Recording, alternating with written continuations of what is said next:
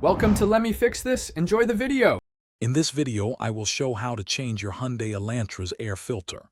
First, gather your new air filter and a Phillips head screwdriver. You'll also want a clean rag or shop towel handy.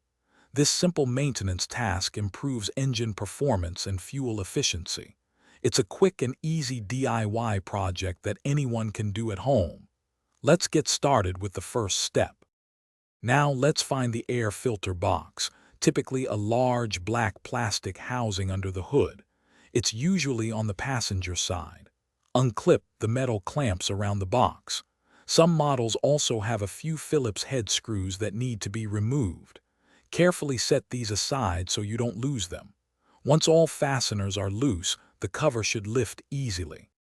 Hey everyone, if you're finding this video helpful, please hit that like button and subscribe to the channel for more useful car maintenance guides. Quick recommendation: just like a clean air filter improves your car's performance, a great book can refresh your mind.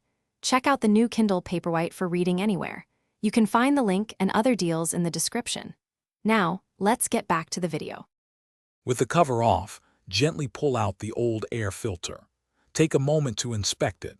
Notice how much dirt and debris it has collected. This visual check helps you understand why regular replacement is important. Before installing the new filter, use your clean rag to wipe out any dust or leaves from inside the airbox.